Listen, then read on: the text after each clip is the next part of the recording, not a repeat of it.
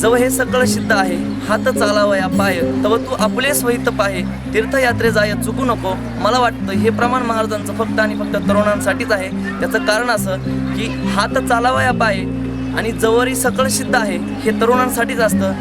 म्हाताऱ्या माणसांसाठी हात चालावया पाय काही प्रॉब्लेम येतात आणि सिद्ध आहे याचा अर्थ असा होतो की सगळ्या गोष्टी तरुणांना अनुकूल आहेत. म्हणून महाराजांनी सांगितलंय की तुम्ही वारीला चला. मग वारीत तरुणांनी यायचं की नाही यायचं. आपण ज्ञानोबरायांचा सोहळा बघतो. आज ज्ञानोबरायांच्या सोहळ्यामध्ये 50 ते 60% हा तरुण वारकरीच आहे. फक्त राहिला प्रश्न तो आमच्या दादांच्या सोहळ्यातला. दादांच्या सोहळ्यातील जो विषय आहे तरुणांचा सहभाग, काही मी गेल्या 5 वर्षापासून बघतोय सहभाग वाढतो आहे आणि तो वाढतच राहील.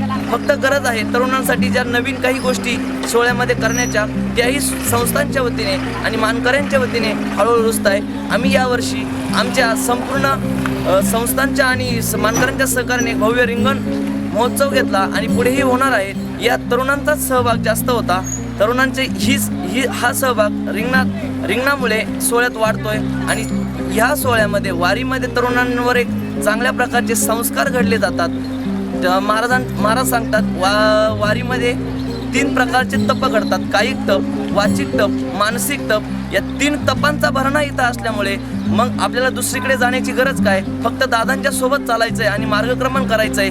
सगळे ज्ञानोबरायांकडून जातात, तुकोबरायांकडून जातात. मी म्हणेल एकदा तरी आमच्या दादांच्या सोबत येऊन बघा, आनंद इथंही उपभोगायला मिळेल. फक्त ती आपल्याला इथे येण्याची गरज आहे. चला तर मग रामकृष्ण हरी.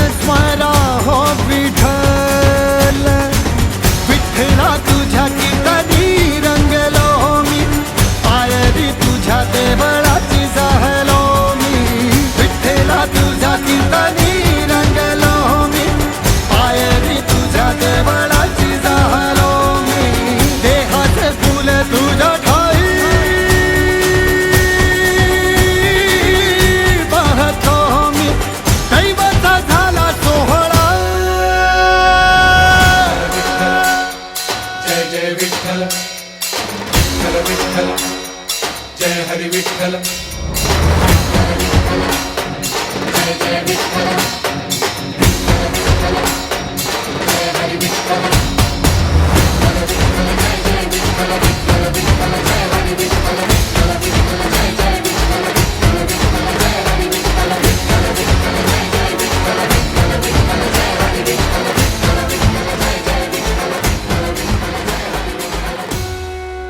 जय हरी माऊली, जय हरी. संत श्रेष्ठ निवृत्तीनाथ महाराजांचा पालखी सोहळा गणपती घाटातून आज डोंगरगड या ठिकाणी मुक्कामास पोहोचला. गणपती घाटात ज्यावेळी पालखी होती त्यावेळी मुसळधार पाऊस सुरू झाला आणि त्याबरोबर ज्ञानोबांचा प्रमाणाचा अभंग सुरू असताना सुद्धा वारकरी नाचत गात या मुसळधार पावसात भिजत राहिला आणि एकदाच पुंडलिक वरदाचा जयघोष झाला आणि हा सोहळा मोठ्या आनंदाच्या वातावरणात डोंगरगड या ठिकाणी मुक्कामास पोहोचला. मंडळी, आज आपण तरुण वारकऱ्यांच्या मुलाखती ऐकल्या. या सर्व तरुणांचं एकच मत आहे की आम्ही जर दुसरीकडे राहिलो असतो तर कदाचित कुसंगतीत राहिलो असतो आणि त्यामुळे आमच्या आयुष्याचं वाटोळं झालं असतं. परंतु आम्ही आज या पालखी सोहळ्यामध्ये संतांच्या संगतीत राहत आहोत आणि त्यामुळेच आमच्या आयुष्याचा उद्धारच झालाय आणि या पद्धतीचा आनंद जगात कुठेही उपभोगता येत नाही. तो आनंद आम्ही या पालखी सोहळ्यामध्ये उपभोगत आहोत. हाच आनंद तुम्ही सुद्धा या इंटरनेटच्या माध्यमातून आमच्याच या प्रोडक्शन हाऊसच्या माध्यमातून उपभोगत आहात. हाच आनंद आयुष्यभर उपभोगत राहूयात आणि याच पद्धतीचा आनंद पुढच्या भागातही उपभोगूयात. भेटूयात पुढच्या भागात. तोपर्यंत जय हरी माऊली, जय हरी.